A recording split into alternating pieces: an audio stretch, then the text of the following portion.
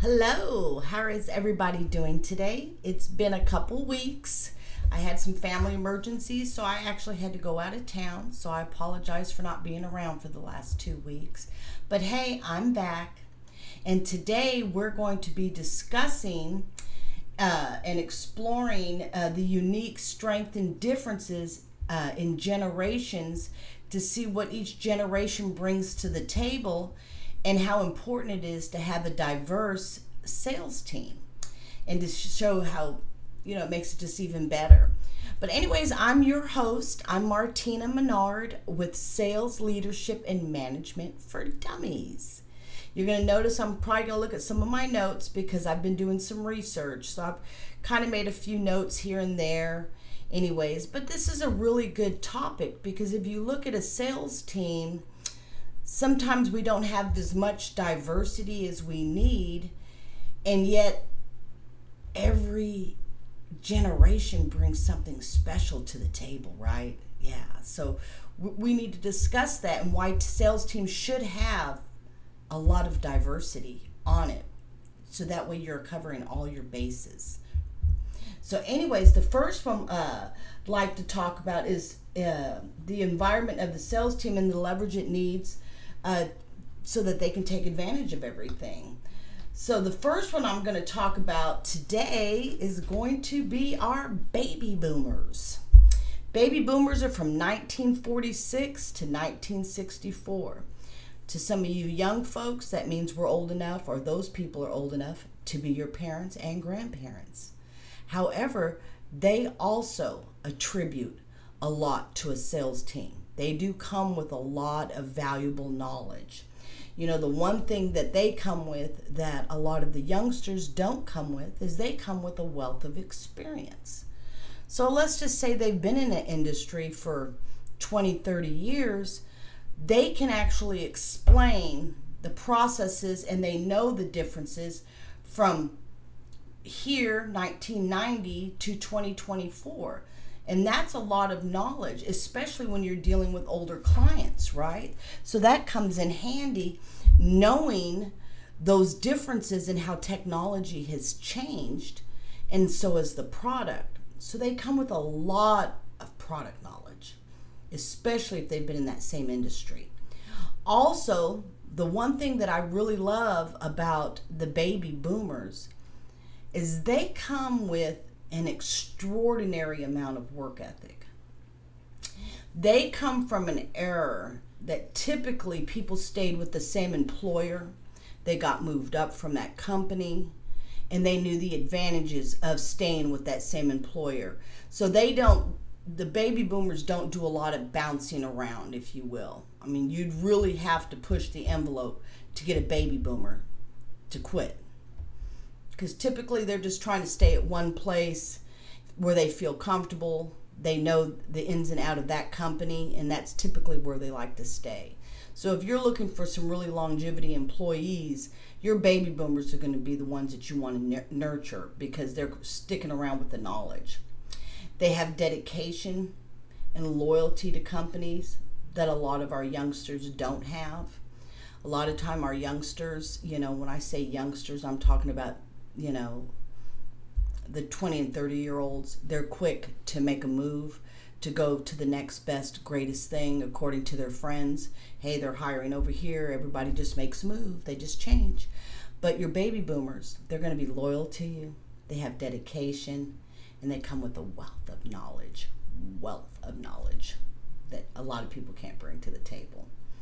Then we have, so also what it says here too is, and their vast of knowledge, is invaluable on closing deals with long-term customers. They nurture their accounts, right? They have a different set of value systems to where they're really building true relationships with customers and long-term. And a lot of times their resources and their client database comes from a different form of marketing. They may be from networking from their church organizations, friends and family, people who just know them, years of other clients doing business with them, so they stick with this person. So let's not underestimate those baby boomers and keep them working, right? Especially if they want to. Then we've got our Gen Xers. Our Gen Xers, an interesting breed, I have to say. The Gen Xers are often seen as the bridge between analog and digital. So let's think about this. Your Gen Xers they've come from the world of technology to where they were actually included and in the middle of when everything went from analog over to digital, right? From paper to, whoops, my computer is doing some weird stuff right now. There we go. Sorry about that. Anyways, but the baby boomers, the Gen X, they come from that wealth of knowledge between the analog and the digital. They also tend to adapt very easily, and they're extremely resourceful. Again, because they're coming from both markets. So they're kind of right in the mix when everything started and where it's at now. So we can relate because I'm considered a Gen Xer. Yeah. But anyways, they have a pragmatic approach to problem solving, which means we're just kind of really just right there. We think about it differently probably than some of the others, far as we think logically, calm, and it's just a different process the way the Gen Xers think. We tend to be extremely independent. The reason why we're independent is when we were growing up, we were the generation that we had to be home when the lights got dark outside. So we were held to a different standard than a lot of the younger people today. We weren't codependent. A lot of us came from working class families. We learned how to make our own dinners. We learned a lot of independence. We learned a lot of self-discipline. If the parents said to be home by 8 when it got dark, we all knew. We didn't have the little telephones, on our hip. So we made sure we were coming through the door. So we come with a lot more discipline than a lot of, the youngsters, right? The Gen Xers are also adept at leveraging technology while maintaining personal touch, which makes us versatile in any sales team. So we come with, the knowledge, the technology, plus we're still doing the networking because we come from that era, right? So it just makes it really cool. And when you start really reading on this and you start really looking at the difference in the way people think and the age brackets on where they're at, you probably notice it as well when you go into a store if you have a Gen Xer versus a millennial helping you out. The Gen Xers, are going to have a different approach, a different attitude, a different greeting. So it's a little bit different, dealing with them. And then you got your millennials. Let's not count out the millennials. These are the tech-savvy generation, which is known for their comfort in digital tools and social media. So a lot of times they're doing their marketing different to where your Gen Xers might be doing more networking, BNI groups, dealing with people one-on-one, where your millennials are dealing more with the social media aspect of things, doing the email blast or just different technology sources. They bring a fresh perspective and often a driving force behind the digital transformation in sales. So those are good to have on your team. Again, we want to cover all of our bases, and you want a little bit of everybody on your sales team because you want to cover every single market. There's not a company out there that's only targeting one market, one age bracket. So you want to have a mixture of everybody. They're eager to learn and they're highly adaptable team members. So, our Gen Xers, our millennials, they like to learn, and they're quick at learning because they're so familiar with the technology. If you ever want to see a sales room where they're changing the technology or the program, watch how fast the millennials catch on to where your Gen Xers are still doing their research and making sure they've got everything correct. The Gen Xers will tend to doubt themselves along with the baby boomers, where the millennials just keep it moving, right? So they require less time to train on new technology. So that's a plus also for the millennials. Go millennials. Then we've got the Gen X, which is the 1997 to present. So, they're the ones, they grew up with the internet. They grew up with the smartphone. They're quick learners. They're fearless at learning any type of programming or platforms. So they have a different way to process. And the tech, and they research potential new clients, the ability to multitask, changing in a quick environment. So again, they have a different process on the way they learn and the way they communicate. So a little bit of it all helps. I know I've worked with a lot of little Gen Zs and millennials, and sometimes what I do like about them is they are quick to learn.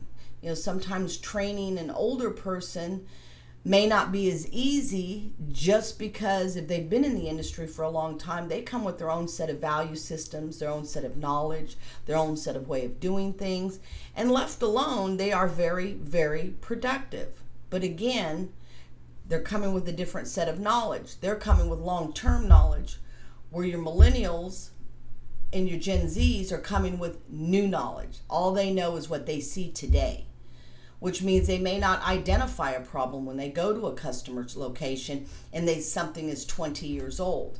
They won't be able to identify it as quick as your Gen Xers and your baby boomers, right? So we're coming with that set of knowledge, where the youngsters are coming with the new set of knowledge and the new set of technology. So we all play a group together, and if you work with these teams in these age brackets together, what happens is they build a cohesiveness, which can really make your sales team that much stronger, because they can talk to each other and bounce off of each other. And it's just, knowledge is power. Doesn't matter where you get it from. Knowledge is power. And it takes all of us to create that knowledge in one sales environment. Not two people are the same, and definitely generations apart are not the same, right? So we got a powerhouse of teams that combines experience with innovation when you bring all of these seasoned people together. We've got the adaptable strategies of the Gen X. We've got the seasonal baby boomers. We've got the digital influence and the creativity from Gen Z. And together they create a balance of leveraging generations of strengths for a continued improvement. So let's think about this. If you walk into a sales room and all you have are 20 and 30-year-olds, what you're going to have is, yes, you're going to have a lot of energy on the floor. You're going to have multitaskers on the floor. You're going to have people that you can train. But at the same time, do you want to have to train everybody on their P's and Q's? Or do you want the healthy balance of some are actually coming with knowledge? They can actually help the others learn. And the youngsters can teach the older ones exactly how to work on some little bit social media and stuff like that. The youngsters tend not to build the relationships with clients that your Gen Xers do. Your Gen Xers built their business, and their book of business comes from years of building business and building relationships. And that's valuable beyond words, right? But your youngsters, they come with that energy and the hustle, where they can get out and they can talk to more people, or they can reach more people through their social media, and they can just approach things from a different angle. So when you look at a sales team, guys, don't be shallow-minded and don't be so close-minded that you think that all you need to have is a bunch of 20s and 30-year-olds on your sales team, because you've already failed and lost if that's what you're looking at. Because let's not forget, these are also the people that if you don't treat them right, they are quick to leave. They don't have loyalty to your company. They don't have loyalty to any company. They have loyalty to their pocketbooks unless you treat them really, really well. Again, because they come from a different generation. They don't come from a generation of people that say, I hope to retire from this company. but they come with a wealth of knowledge and just so much far as the internet's concerned, and networking with different people and bringing in those tools and the energy. And so they're really good to have also, because we want that. But you want your boomers. You want your boomers. They sit there with the knowledge. They're calm. They can explain things calmly. They can help the people who are thinking too fast to figure out why they need to slow down a little bit, figure out how to be a little bit more methodical. So I hope all this information helps, because there's room for every age bracket in sales. Every age bracket. I've seen some salespeople almost 80 years old that are still so good at what they do. So good at what they do.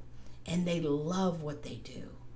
I've also seen 20-year-olds or 25-year-olds that have, their brain is just a sponge and they can't wait to learn. They want to know and they want to be the best, and they're competitive. So I say we bring the sales floor to a happy medium and bring us all together.